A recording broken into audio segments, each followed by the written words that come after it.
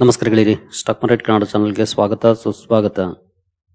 ಗೆಳೆಯರಿ, ವಿಡಿಯೋದಲ್ಲಿ ಇವತ್ತಿನ ನಮ್ಮ ಮಾರ್ಕೆಟ್ ಪರ್ಫಾರ್ಮೆನ್ಸ್ ನ ಜೊತೆಗೆ ಹಲವಾರು ಇಂಡಿವಿಜುವಲ್ ಸ್ಟಾಕ್ ಗಳಿಗೆ ಸಂಬಂಧಪಟ್ಟಂತೆ ಬಂದಂತಹ ಸುದ್ದಿಗಳ ಬಗ್ಗೆ ತಿಳ್ಕೊಳ್ಳುವಂತ ಪ್ರಯತ್ನವನ್ನು ಮಾಡೋಣ. ಹಾಗೆ ಇವತ್ತು ಎಸ್ಪೆಷಲಿ ನಮ್ಮ ಮಾರ್ಕೆಟ್ ಅಲ್ಲಿ ಸೆಕೆಂಡ್ ಹಾಫ್ ಅಲ್ಲಿ ಸಡನ್ ಆಗಿ ಡೌನ್ ಫಾಲ್ ಕಂಡು ಬಂತು. ಅದರ ಹಿಂದಿನ ಕಾರಣ ಏನು ಅನ್ನೋದ್ರ ಬಗ್ಗೆ ಕೂಡ ನಾವು ತಿಳ್ಕೊಳ್ಳುವಂತ ಪ್ರಯತ್ನವನ್ನ ಮಾಡೋಣ. ಗೆಳೆಯರಿ, ಮೊದಲಿಗೆ ಡಿಸ್ಕ್ಲೇಮರ್ ಗಳಿಗೆ ಇಷ್ಟಪಡ್ತೀನಿ. ಇಲ್ಲಿ ಕವರ್ ಮಾಡ್ತಿರುವಂತ ಯಾವುದೇ ಸ್ಟಾಕ್ ಅನ್ನು ಕೂಡ ರೆಕಮೆಂಡ್ ಮಾಡ್ತಿಲ್ಲ. ನೀವು ಫರ್ದರ್ ಸ್ಟಡಿ ಮೆಡಿಟೇಷನ್ ತಗೊಳ್ಬಹುದು.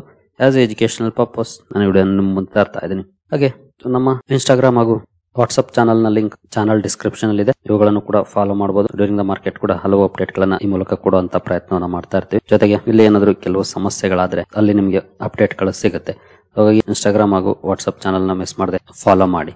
ಇನ್ನು ತರಬೇತಿ ಕಾರ್ಯಕ್ರಮದಲ್ಲಿ ಇಂಟ್ರೆಸ್ಟ್ ಇರೋರು ಡೀಟೇಲ್ಸ್ ಇಲ್ಲಿದೆ. ಇದು ಎಸ್ಪೆಷಲಿ ಬಿಗಿನರ್ಸ್ ಗೆ ಡಿಸೈನ್ ಮಾಡಿರುವಂತ ಪ್ರೋಗ್ರಾಮ್. ಹಾಗಾಗಿ ಹೊಸಬರಾಗಿದ್ರೆ ಎಸ್ಪೆಷಲಿ ಲಾಸ್ಟ್ 1 year 2 years ಅಲ್ಲಿ ಮಾರ್ಕೆಟ್ ಗೆ ಎಂಟರ್ ಆಗಿದ್ದು ಮಾರ್ಕೆಟ್ ಬಗ್ಗೆ ತಿಳ್ಕೊಳ್ಬೇಕು ಅಂತಿದ್ರೆ ಅಂತವರು ಇಮೇಲ್ ಮೂಲಕ ಸಂಪರ್ಕ ಮಾಡಬಹುದು. ಇನ್ನು ಹೆಚ್ಚಿನ ವಿಷಯವನ್ನ ನಿಮ್ಗೆ ನಾವಲ್ಲಿ ತಿಳಿಸ್ಕೊಡ್ತೀವಿ. ಡೀಟೇಲ್ಸ್ ಇಲ್ಲಿದೆ, ಇಮೇಲ್ ಐಡಿ ಕೂಡ ಇದೆ. ನೋಡ್ಕೊಂಡು ಇಂಟ್ರೆಸ್ಟ್ ಇರೋರು ಸಂಪರ್ಕ ಮಾಡಬಹುದು.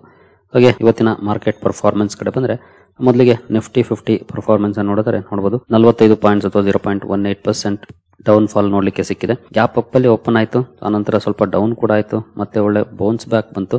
ಆಲ್ಮೋಸ್ಟ್ ನೀವಿಲ್ಲಿ ನೋಡಬಹುದು ಅಪ್ ಟು 1:45-2 ಗಂಟೆವರೆಗೂ ಕೂಡ ಟ್ರೆಂಡ್ ಚೆನ್ನಾಗೇ ಇತ್ತು. ನಾರ್ಮಲ್ ಆಗಿ ಪರ್ಫಾರ್ಮೆನ್ಸ್ ಕಂಡು ಬರ್ತಾ ಇತ್ತು. ಅದರಲ್ಲೂ ಒಳ್ಳೆ ಪರ್ಫಾರ್ಮೆನ್ಸ್ ನಂತರ ಸೇಮ್ ಲೆವೆಲ್ ಅಲ್ಲಿ ಟ್ರೇಡ್ ಆಗ್ತಾ ಇತ್ತು. ಬಟ್ ಎಸ್ಪೆಷಲಿ 2 ಗಂಟೆ ನಂತರ ಇಮಿಡಿಯೇಟ್ ಡೌನ್ ಫಾಲ್ ಕೂಡ ನೋಡ್ಲಿಕ್ಕೆ ಸಿಕ್ತು. ನೋಡಬಹುದು ಯಾವ ರೀತಿ ಡೌನ್ ಫಾಲ್ ಬಂದಿದೆ ಅಂತ. ಮಧ್ಯೆ ಕೊನೆಯಲ್ಲಿ ಸ್ವಲ್ಪ ಬೌನ್ಸ್ ಕೂಡ ಮಾಡಿದೆ, ನೋಡಬಹುದು 30+ ಪಾಯಿಂಟ್ಸ್. ಬಟ್ ಏನಂತ ದೊಡ್ಡ ಮಟ್ಟದ ಬೌನ್ಸ್ ಅಲ್ಲ. ಯಾಕೆ ಚೆನ್ನಾಗಿ ಪರ್ಫಾರ್ಮ್ ಮಾಡ್ತಿದ್ದಂತ ಮಾರ್ಕೆಟ್ ಈ ರೀತಿ ದಿಢೀರ್ ಅಂತ ಬಿತ್ತು, ಅದ್ರ ಬಗ್ಗೆ ಕೂಡ ನೋಡೋಣ. ಒಟ್ಟಿಗೆ ಒಂದ್ ಸ್ವಲ್ಪ ನೆಗೆಟಿವ್ ರಿಯಾಕ್ಷನ್ ನಮ್ಮ ಇಂಡೆಕ್ಸ್ ಅಲ್ಲಿ ನೋಡ್ಲಿಕ್ಕೆ ಸಿಕ್ಕಿದೆ. ಇನ್ನು ಸೆನ್ಸೆಕ್ಸ್ ಪರ್ಫಾರ್ಮೆನ್ಸ್ ಕಡೆ ಬಂದ್ರೆ ಎಲ್ಲೂ ಕೂಡ ನೋಡಬಹುದು 206 ಪಾಯಿಂಟ್ಸ್ ಅಥವಾ 0.26% ಡೌನ್ ಫಾಲ್ ಇದೆ. ಆಕ್ಚುಲಿ ಇವತ್ತಿನ ಹೈ ಇಂದ ಕ್ಯಾಲ್ಕುಲೇಟ್ ಮಾಡಿದ್ರೆ ಖಂಡಿತ ಡೀಸೆಂಟ್ ಡೌನ್ ಫಾಲ್ ಇದೆ. ನಾವು ಇಲ್ಲಿಂದ ಕ್ಯಾಲ್ಕುಲೇಟ್ ಮಾಡಿದ್ರೆ ನೋಡಬಹುದು 1 yearly 600 ಪಾಯಿಂಟ್ಸ್. ಇದು ಆಕ್ಚುಲಿ ಕ್ಯಾಲ್ಕುಲೇಟ್ ಮಾಡಿದ್ರೆ ಇನ್ನು ಜಾಸ್ತಿನೇ ಇರುತ್ತೆ.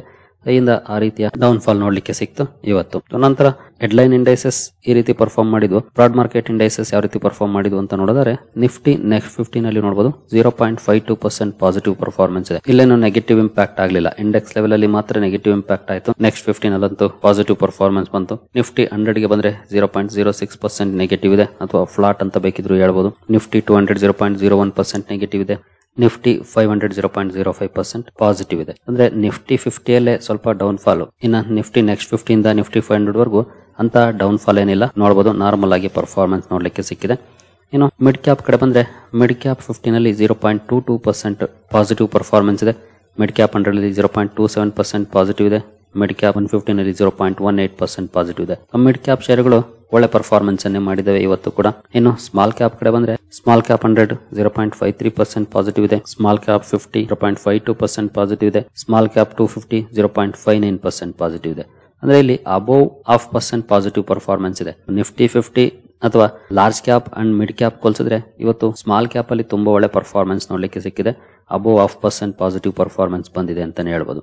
ಇನ್ನು ಮೈಕ್ರೋ ಕ್ಯಾಪ್ ಕಡೆ ಬಂದ್ರೆ ಇಲ್ಲಿ 0.85% ಪಾಸಿಟಿವ್ ಪರ್ಫಾರ್ಮೆನ್ಸ್ ಇದೆ. ಒಳ್ಳೆ ಪರ್ಫಾರ್ಮೆನ್ಸ್ ಬಂದಿದೆ ಮೈಕ್ರೋ ಕ್ಯಾಪ್ ಅಲ್ಲಿ. ಅಂದ್ರೆ ಯಾರು ಜಾಸ್ತಿ ಮೈಕ್ರೋ ಕ್ಯಾಪ್ ಅಥವಾ small cap and mid cap ಅಲ್ಲಿ ಇನ್ವೆಸ್ಟ್ ಮಾಡಿದರೆ ಅವರ ಪೋರ್ಟ್ಫೋಲಿಯೋಗಳೇನು ಇವತ್ತು ಡೌನ್ ಆಗಿಲ್ಲ. ಇವನ್ ಲಾರ್ಜ್ ಕ್ಯಾಪ್ ಅಲ್ಲೂ ಕೂಡ ನಿಫ್ಟಿ ನೆಕ್ಸ್ಟ್ 50 ಚೆನ್ನಾಗಿ ಪರ್ಫಾರ್ಮ್ ಮಾಡಿದೆ. ನಿಫ್ಟಿ 50 ಅಲ್ಲಿ ಮಾತ್ರ ಸ್ವಲ್ಪ ಡೌನ್ ಫಾಲ್ ನೋಡ್ಲಿಕ್ಕೆ ಸಿಕ್ಕಿದೆ. ಇನ್ನು ನೋಡಿದಂತೆ ಮೇಜರ್ ಆಗಿ ನೋಡಿದ್ರೆ ಬಹುಶಃ ತುಂಬಾ ಜನರ ಪೋರ್ಟ್ಫೋಲಿಯೋ ಇವತ್ತು ಪಾಸಿಟಿವ್ ಅಲ್ಲಿ ಕ್ಲೋಸಿಂಗ್ ಅನ್ನ ಕೊಟ್ಟಿರೋ ಸಾಧ್ಯತೆ ಇದೆ. ನನ್ನ ಪೋರ್ಟ್ಫೋಲಿಯೋ ಕೂಡ ಸ್ವಲ್ಪ ಮಟ್ಟಿಗೆ ಪಾಸಿಟಿವ್ ಇದೆ. ಆದ್ರೆ ಅಂತ ದೊಡ್ಡ ಮಟ್ಟದ ಪಾಸಿಟಿವ್ ಪರ್ಫಾರ್ಮೆನ್ಸ್ ಏನಲ್ಲ. ಬಿಲೋ 0.5% ಪಾಸಿಟಿವ್ ಅಲ್ಲಿ ಕ್ಲೋಸಿಂಗ್ ಅನ್ನ ಕೊಟ್ಟಿದೆ. ಬಹುಶಃ ನಿಮ್ಮ ಪೋರ್ಟ್ಫೋಲಿಯೋಗಳು ಚೆನ್ನಾಗಿ ಪರ್ಫಾರ್ಮ್ ಮಾಡಿರಬಹುದು ಇವತ್ತು. ಒಟ್ಟಿನಲ್ಲಿ ಮಾರ್ಕೆಟ್ ಅದರಲ್ಲೂ ಎಸ್ಪೆಷಲಿ ಹೆಡ್ಲೈನ್ ಇಂಡೈಸಸ್ ಐಯಿಂದ ಡೌನ್ ಆದ್ರೂ ಕೂಡ ಓವರ್ ಆಲ್ ಸೆಂಟಿಮೆಂಟ್ ಏನು ಅಂತ ಚೇಂಜ್ ಆಗ್ಲಿಲ್ಲ ಅಂತಾನೆ ಹೇಳ್ಬೋದು. But still headline indices under performance ಅನ್ನ ಮಾಡಿದ್ದು ಇವತ್ತಿನ. ಅಂದ್ರೆ ಆಲ್ಮೋಸ್ಟ್ 2 ಗಂಟೆವರೆಗಿನ ಪರ್ಫಾರ್ಮೆನ್ಸ್ ಗೆ ಹೋಲಿಕೆ ಮಾಡಿದ್ರೆ ಐಯಿಂದ ಡೀಸೆಂಟ್ ಡೌನ್ ಫಾಲ್ ನೋಡ್ಲಿಕ್ಕೆ ಸಿಕ್ತು. ಇನ್ನು ಸೆಕ್ಟೋರಲ್ ಇಂಡೈಸಸ್ ಗಳು ಯಾವ ರೀತಿ ಪರ್ಫಾರ್ಮ್ ಮಾಡಿದ್ವು ನೋಡಬಹುದು. ನಿಫ್ಟಿ ಬ್ಯಾಂಕ್ ಅಲ್ಲಿ 0.63% ನೆಗೆಟಿವ್ ಪರ್ಫಾರ್ಮೆನ್ಸ್ ಇದೆ. ಫೈನಾನ್ಷಿಯಲ್ ಸರ್ವಿಸಸ್ 0.66% ನೆಗೆಟಿವ್ ಅಲ್ಲಿ ಕ್ಲೋಸಿಂಗ್ ಅನ್ನ ಕೊಟ್ಟಿದೆ. ಆಟೋ 0.29% ನೆಗೆಟಿವ್ ಇದೆ. ನಿನ್ನೆ ಒಂದಷ್ಟು ಪಾಸಿಟಿವ್ ಪರ್ಫಾರ್ಮೆನ್ಸ್ ಇತ್ತು. ಇಲ್ಲಿ ಇವತ್ತು ಸ್ವಲ್ಪ ಮಟ್ಟಿಗೆ ಡೌನ್ ಇದೆ. ಬಟ್ ಅಂತ ದೊಡ್ಡ ಮಟ್ಟದ ಡೌನ್ ಏನಲ್ಲ, ಸ್ಲೈಟ್ಲಿ ಡೌನ್ ಪರ್ಫಾರ್ಮೆನ್ಸ್ ಬಂದಿದೆ.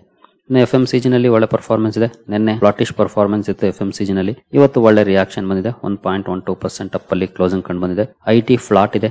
ಮೀಡಿಯಾ ನಿಯರ್ಲಿ 1% ಪಾಸಿಟಿವ್ ಇದೆ. ಮೆಟಲ್ 0.85% ಪಾಸಿಟಿವ್ ಇದೆ. ಫಾರ್ಮಾ 0.27% ನೆಗೆಟಿವ್ ಇದೆ. PSU ಬ್ಯಾಂಕ್ ಗಳಲ್ಲಿ 0.28% ಪಾಸಿಟಿವ್ ಪರ್ಫಾರ್ಮೆನ್ಸ್ ಇದೆ. ಪ್ರೈವೇಟ್ ಬ್ಯಾಂಕ್ 0.7% ಡೌನ್ ಅಲ್ಲಿ ಕ್ಲೋಸಿಂಗ್ ಅನ್ನು ಕೊಟ್ಟಿದ್ದಾವೆ.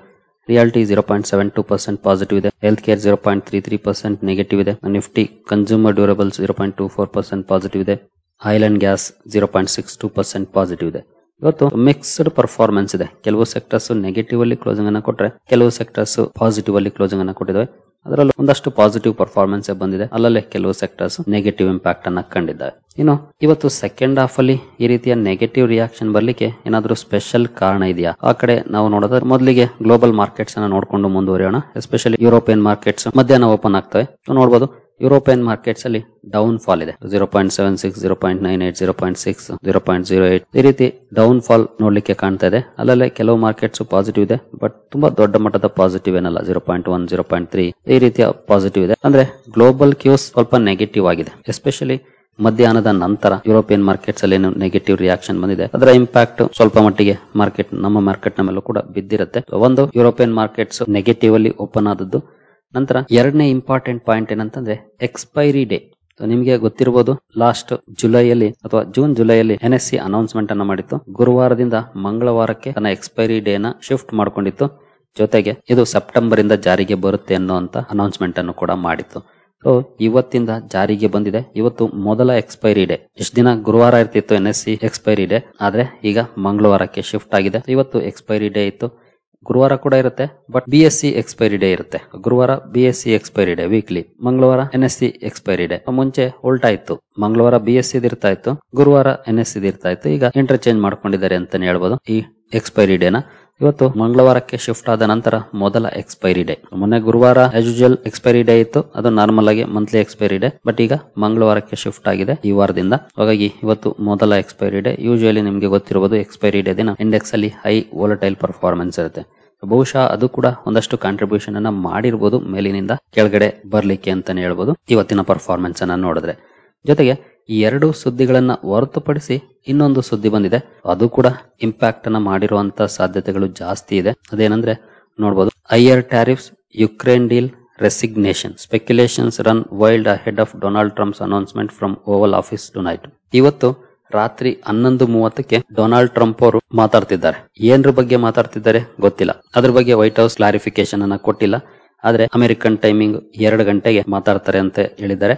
ಅಮೆರಿಕನ್ ಟೈಮಿಂಗ್ 2 ಗಂಟೆ ಅಂದ್ರೆ ನಮ್ಮ ಇಂಡಿಯನ್ ಟೈಮಿಂಗ್ ರಾತ್ರಿ 11:30. ಇಲ್ಲಿ ಸ್ಪೆಕ್ಯುಲೇಷನ್ಸ್ ಜಾಸ್ತಿ ಇದೆ. ಟ್ಯಾರಿಫ್ಸ್ ಅನ್ನ ಏನಾದ್ರೂ ಜಾಸ್ತಿ ಮಾಡ್ತಾರಾ? ಯಾಕೆಂದ್ರೆ ನಿನ್ನೆ ಭಾರತ, ಚೀನಾ ಹಾಗೂ ರಷ್ಯಾದ ಲೀಡರ್ ಗಳ ಮಾತುಕತೆಗಳ ನಂತರ ಅಮೆರಿಕ ಕೊಡ್ತಿರೋಂತ ಸ್ಟೇಟ್ಮೆಂಟ್ ಗಳನ್ನ ನೋಡಿದ್ರೆ ಅವ್ರಿಗೆ ಗೊತ್ತಾಗೋಗಿದೆ ಎಡವಟ್ಟುಗಳಾಗಿದೆ ಅಂತ ಅವ್ರ ಕಡೆಯಿಂದ. ಹಾಗಾಗಿ ಆ ಎಡವಟ್ಟುಗಳನ್ನ ಮುಚ್ಚಾಕೊಳ್ಳಕ್ಕೆ ಬೇರೆ ಏನ್ ಅನೌನ್ಸ್ಮೆಂಟ್ ಮಾಡ್ತಾರೆ ಗೊತ್ತಿಲ್ಲ. 3 ದೇಶಗಳ ಮೇಲೆ ಟ್ಯಾರಿಫ್ ಹೈಕ್ ಮಾಡಬಹುದು ಅಥವಾ ಸೆಕೆಂಡರಿ ಸ್ಯಾಂಕ್ಷನ್ಸ್ ಅನ್ನ ಹಾಕ್ಬಹುದು ಭಾರತ ರಷ್ಯಾದ ಜೊತೆ ವ್ಯವಹಾರವನ್ನ ಮಾಡ್ತಿರೋದಕ್ಕೆ. ಅದು ಜಸ್ಟ್ ಒಂದು ಕಾರಣ ಅಷ್ಟೇ. ಕಳ್ಳನ್ಗೊಂದ್ ಪಿಳ್ಳೆನವ ಅಂತ ಹೇಳ್ತಾರಲ್ಲ, ಆ ರೀತಿ ಅವರು ಮಾಡ್ತಿರೋದು. ರಷ್ಯನ್ ಆಯಿಲ್ ಪರ್ಚೇಸ್ ಮಾಡ್ತಿರೋದಕ್ಕೆ ನಾವು ಟ್ಯಾರಿಫ್ ಹಾಕ್ತಿದೀವಿ ಅಂತ. ಆಕ್ಚುಲಿ ರಷ್ಯಾದ ಜೊತೆ ಅವರೇ ವ್ಯವಹಾರ ಮಾಡ್ತಾ ಇದ್ದಾರೆ. ಅದೆಲ್ಲ ಇತ್ತೀಚೆಗೆ ಡೇಟಾಗಳು ರಿಲೀಸ್ ಆಗಿದೆ, ನಿಮಗೆ ಗೊತ್ತಿರಬಹುದು, ಬಹುಶಃ ನೋಡಿರ್ತೀರಿ. ಅವರೇ ಬಿಲಿಯನ್ ಗಟ್ಟಲೆ ವ್ಯವಹಾರವನ್ನ ಮಾಡ್ತಾ ಇದ್ದಾರೆ. ಆದ್ರೆ ಭಾರತ ಮಾಡ್ತಿದೆ ಅಂತ ಭಾರತದ ಮೇಲೆ ಟ್ಯಾರಿಫ್ ಹಾಕ್ತಾರೆ. ಆಕ್ಚುಲಿ ಭಾರತದ ಮೇಲೆ ಟ್ಯಾರಿಫ್ ಹಾಕಕ್ಕೆ ಕಾರಣನೇ ಬೇರೆದು. ಅದ್ ನಿಮ್ಗೆಲ್ರಿಗೂ ಗೊತ್ತಿದೆ. ನೊಬೆಲ್ಗೆ ಸಪೋರ್ಟ್ ಮಾಡ್ಲಿಲ್ಲ, ಅವ್ರು ಹೇಳಿದ್ದಕ್ಕೆ ಒಪ್ಕೊಳ್ಳಿಲ್ಲ. ಇವಿಷ್ಟೇ ಕಾರಣ, ಇನ್ನೆಲ್ಲ ಸುಮ್ನೆ ಹೇಳ್ತಾ ಇರೋದು ಅಷ್ಟೇ. ಒಟ್ಟಿನಲ್ಲಿ ಈಗ ಸದ್ಯದ ಮಟ್ಟಿಗೆ ಅಮೆರಿಕದ ಪರಿಸ್ಥಿತಿ ಹೆಂಗಿದೆ ಅಂತಂದ್ರೆ, ನಮ್ಮ ಹಳ್ಳಿ ಕಡೆ ಒಂದು ಮಾತನ್ನ ಹೇಳ್ತಾರೆ, ಅದನ್ನ ಹೇಳ್ಬೇಕೋ ಬೇಡವೋ ಗೊತ್ತಿಲ್ಲ, ಬ್ಯಾಕ್ ಸುಟ್ಟ ಬೆಕ್ಕು ಅಂತ ಹಳ್ಳಿಯವರಿಗೆ ಅರ್ಥ ಆಗಿರುತ್ತೆ ಅಂತ ಪರಿಸ್ಥಿತಿಗೆ ಬಂದಿದೆ. ಹಾಗಾಗಿ ಏನ್ ಅನೌನ್ಸ್ಮೆಂಟ್ ಮಾಡ್ತಾರೆ ಗೊತ್ತಿಲ್ಲ. ಟ್ಯಾರಿಫ್ ಅನ್ನ ಇನ್ನೂ ಜಾಸ್ತಿ ಮಾಡ್ತಾರಾ, ಟ್ಯಾರಿಫ್ ಜೊತೆಗೆ ಸ್ಯಾಂಕ್ಷನ್ಸ್ ಹಾಕ್ತಾರಾ, ಇದು ಕೂಡ ಮಾರ್ಕೆಟ್ಗೆ ಕನ್ಸರ್ನ್ಸ್ ಇರುತ್ತೆ. ಬಹುಶಃ ಈ ಸುದ್ದಿ ಕೂಡ ಒಂದಷ್ಟು ಕಾಂಟ್ರಿಬ್ಯೂಷನ್ ಅನ್ನ ಮಾಡುತ್ತೇನೋ ಕೊನೆಯಲ್ಲಿ ಒಂದಷ್ಟು ಡೌನ್ ಫಾಲ್ಗೆ ಅಂತಾನೆ ಹೇಳಲಾಗ್ತಿದೆ. ಬಟ್ ಆಕ್ಚುಲಿ ಇದು ಕೊನೆ ಮೂಮೆಂಟ್ ಅಲ್ಲಿ ಬಂದಿರೋದು, ಗೊತ್ತಿಲ್ಲ ಏನ್ ಇರುತ್ತೆ ಅಂತ. ಬಹುಶಃ ಕಾರಣ ಕೂಡ ಆಗಿರ್ಬೋದು. ನೋಡೋಣ 11:30ಗೆ ಏನ್ ಔಟ್ಕಮ್ ಬರುತ್ತೆ ಇವತ್ತು ಅಂತ. ಇನ್ನು ಬೇರೆ ಸುದ್ದಿಗಳ ಕಡೆ ನಾವು ಬರೋದಾದ್ರೆ, ಸೌದಿ ಅರೇಬಿಯಾ ಹಾಗೂ ಇರಾಕ್ ಇಂಡಿಯನ್ ರಿಫೈನರಿಗೆ ಕ್ರೂಡ್ ಸಪ್ಲೈ ಅನ್ನ ನಿಲ್ಸಿರೋ ಬಗ್ಗೆ ಒಂದು ಅಪ್ಡೇಟ್ ಬಂದಿದೆ. ಆಕ್ಚುಲಿ ಇದು ಎಲ್ರಿಗೂ ಗೊತ್ತಿರುವಂತ ವಿಚಾರ. ಯಾಕಂತಂದ್ರೆ ಇತ್ತೀಚೆಗೆ ಯುರೋಪಿಯನ್ ಯೂನಿಯನ್ ನಯಾರಾದ ಮೇಲೆ, ಅಂದ್ರೆ ಇದು ರಷ್ಯನ್ ಕಂಪನಿ ಜೊತೆ ಒಪ್ಪಂದವನ್ನ ಹೊಂದಿದೆ. ಈ ಕಂಪನಿಗೆ ಸ್ಯಾಂಕ್ಷನ್ಸ್ ಅನ್ನ ಹಾಕಿತ್ತು, ಅಲ್ಲಿಂದ ಪರ್ಚೇಸ್ ಮಾಡಬೇಡಿ ಅಂತ. ಹಾಗಾಗಿ ಇವರುಗಳಿಗೆ ಸೇಲ್ ಮಾಡೋದನ್ನ ನಿಲ್ಸಿರೋ ಬಗ್ಗೆ ಅಪ್ಡೇಟ್ಗಳು ಬರ್ತಾ ಇದಾವೆ.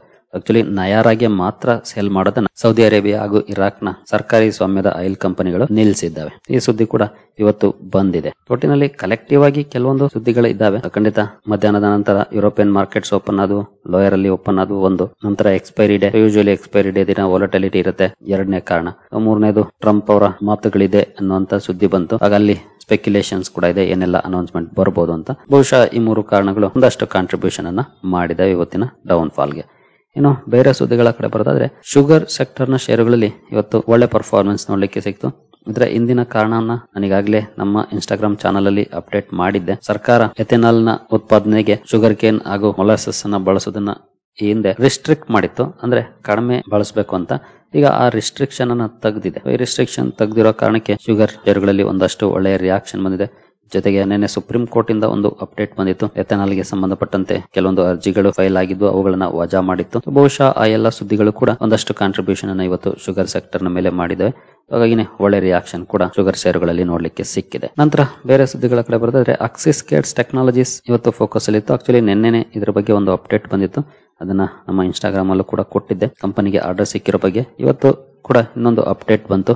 ಏರ್ ಕ್ರಾಫ್ಟ್ ಕ್ಯಾಬಿನ್ ಗೆ ಸಂಬಂಧಪಟ್ಟಂತ ಇಂಟರ್ನ್ಯಾಷನಲ್ ಆರ್ಡರ್ ಸಿಕ್ಕಿದೆ ಅಂತ. ಈ ಸುದ್ದಿ ಬಂದ ನಂತರ ಸ್ಟಾಕ್ ಅಪ್ಪರ್ ಸರ್ಕ್ಯೂಟ್ ಅಲ್ಲಿ ಕ್ಲೋಸಿಂಗ್ ಅನ್ನ ಕೊಟ್ಟಿದೆ. ಒಳ್ಳೆ ರಿಯಾಕ್ಷನ್ ಬಂತು, ಒಳ್ಳೆ ಸುದ್ದಿಗೆ ಅಂತಾನೆ ಹೇಳ್ಬೋದು.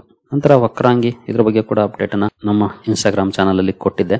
ಕಂಪನಿ ಮುತ್ತೂಟ್ ಮೈಕ್ರೋಫಿನ್ ಜೊತೆ ಒಪ್ಪಂದವನ್ನ ಮಾಡ್ಕೊಂಡಿತ್ತು. ಮುತ್ತೂಟ್ ಮೈಕ್ರೋಫಿನ್ ನ ಲೋನ್ ಪ್ರಾಡಕ್ಟ್ಸ್ ಅನ್ನ ವಕ್ರಾಂಗಿ ತನ್ನ ಔಟ್ಲೆಟ್ಸ್ ಏನಿದೆ ಅಲ್ಲಿ ಪ್ರಮೋಟ್ ಮಾಡೋ ಬಗ್ಗೆ. ಈ ಸುದ್ದಿಯ ಕಾರಣಕ್ಕೆ 2 ಷೇರುಗಳು ಸುದ್ದಿಯಲ್ಲಿದ್ದು 2 ಕಡೆ ಒಳ್ಳೆ ಪರ್ಫಾರ್ಮೆನ್ಸ್ ಬಂದಿದೆ ಇವತ್ತು ವಕ್ರಾಂಗಿ ಲಿಮಿಟೆಡ್ ಹಾಗೂ ಮುತ್ತೂಟ್ ಮೈಕ್ರೋಫಿನ್ ಅಲ್ಲಿ. ನಂತರ ಪಂಜಾಬ್ ನ್ಯಾಷನಲ್ ಬ್ಯಾಂಕ್ ಕೂಡ ಸುದ್ದಿಲಿತ್ತು. ಆಕ್ಚುಲಿ ಪಂಜಾಬ್ ನ್ಯಾಷನಲ್ ಬ್ಯಾಂಕ್ ಅಲ್ಲಿ ಲೋನ್ ತಗೊಂಡು ಇರುವಂತಹ ಒಂದು ಕಂಪನಿಯ ಮೇಲೆ ಇಡಿ ರೈಡ್ ಆಗಿದೆ. ಈ ಲೋನ್ ಫ್ರಾಡ್ ಕೇಸ್ ಅಲ್ಲಿ ಈಗಾಗಲೇ ರಿಪೋರ್ಟ್ ಆಗಿರುವಂತದ್ದು. ಈಗ ಅವರ ಮೇಲೆ ರೈಡ್ ಆಗಿತ್ತು. ಆ ಸುದ್ದಿಯ ಕಾರಣಕ್ಕೆ ಸ್ಟಾಕ್ ಫೋಕಸ್ ಅಲ್ಲಿತ್ತು. ಬಟ್ ಸ್ಟಾಕ್ ಅಲ್ಲಂತೂ ಒಳ್ಳೆ ಪರ್ಫಾರ್ಮೆನ್ಸ್ ಬಂದಿದೆ. ಹಾಗಂತ ಬ್ಯಾಡ್ ನ್ಯೂಸ್ ಏನಲ್ಲ, ಅವರು ಫಂಡ್ ಡೈವರ್ಟ್ ಮಾಡಿದ್ದಾರೆ ಅಂತಾನೆ ಇಡಿ ರೈಡ್ ಮಾಡಿರೋದು. ಹಂಗ್ ನೋಡಿದ್ರೆ ಒಳ್ಳೆ ಸುದ್ದಿ ಅಂತಾನೆ ಹೇಳ್ಬೋದು. ಇನ್ ಕೇಸ್ ಅಲ್ಲಿ ಏನಾದ್ರು ಹಾಕೊಂಡ್ರೆ ಕಂಪನಿಗೂ ಕೂಡ ದುಡ್ಡು ವಾಪಸ್ ಬರುವಂತ ಚಾನ್ಸಸ್ ಇರುತ್ತೆ ಲೋನ್. ನಂತರ ಇಂದ್ರಪ್ರಸ್ಥ ಗ್ಯಾಸ್ ಲಿಮಿಟೆಡ್ ಬಗ್ಗೆ ಒಂದು ಅಪ್ಡೇಟ್ ಅನ್ನ ಕೊಟ್ಟಿದ್ದೆ ಮಾರ್ನಿಂಗ್ ವಿಡಿಯೋದಲ್ಲಿ. ಗುಜರಾತ್ ನ RVUNL ಜೊತೆ ಜಾಯಿಂಟ್ ವೆಂಚರ್ ಅನ್ನ ಮಾಡ್ಕೊಂಡಿರೋ ಬಗ್ಗೆ. ಇದಕ್ಕೆ ಒಳ್ಳೆ ರಿಯಾಕ್ಷನ್ ಬಂದಿದೆ ಇವತ್ತು ಸ್ಟಾಕ್ ಅಲ್ಲಿ. ನಂತರ ಗ್ಲೆನ್ಮಾರ್ಕ್ ಫಾರ್ಮಾ ಬಗ್ಗೆ ಕೂಡ ಒಂದು ಅಪ್ಡೇಟ್ ಅನ್ನ ನೋಡಿದ್ವಿ ನಾವು. ನಾನು ಅದನ್ನ ಟ್ವಿಟರ್ ಅಲ್ಲಿ ಕೊಟ್ಟಿದ್ದೆ. ಕಂಪನಿಯ ಒಂದು ಮೆಡಿಸಿನ್ ಗೆ ಸಂಬಂಧಪಟ್ಟಂತೆ ನೋಡಬಹುದು. Glenmark USA to launch eribulin mesylate injection. ಈ ಇಂಜೆಕ್ಷನ್ ಲಾಂಚ್ ನ ಕಾರಣಕ್ಕೆ ಸ್ಟಾಕ್ ಸುದ್ದಿಲಿತ್ತು. ಬಟ್ ಸ್ಟಾಕ್ ಅಲ್ಲಿ ಪಾಸಿಟಿವ್ ಪರ್ಫಾರ್ಮೆನ್ಸ್ ಬರಲಿಲ್ಲ, ನೆಗೆಟಿವ್ ಅಲ್ಲೇ ಕ್ಲೋಸಿಂಗ್ ಅನ್ನ ಕೊಟ್ಟಿದೆ. ಸರಿಗಳೇ, ಈ ಎಲ್ಲ ಅಪ್ಡೇಟ್ಸ್ ನಿಮಗೆ ಇಷ್ಟ ಆಗಿದೆ ಅಂದ್ಕೊಳ್ತೀನಿ. ಹಾಗೆ ನಮ್ಮ ಇನ್ಸ್ಟಾಗ್ರಾಮ್ ಚಾನಲ್ ಹಾಗೂ ವಾಟ್ಸ್ಆಪ್ ಚಾನಲ್ ನ ಫಾಲೋ ಮಾಡೋದನ್ನ ಮರಿಬೇಡಿ. ಹಾಗೆ ತರಬೇತಿ ಕಾರ್ಯಕ್ರಮದಲ್ಲಿ ಇಂಟ್ರೆಸ್ಟ್ ಇರೋರು ಕಾಂಟ್ಯಾಕ್ಟ್ ಮಾಡಬಹುದು. ಸರಿಗಳೇ, ಮುಂದಿನ ವಿಡಿಯೋದಲ್ಲಿ ಸಿಗೋಣ. ಅಲ್ಲಿವರೆಗೂ ಜೈ ಹಿಂದ್, ಜೈ ಕರ್ನಾಟಕ.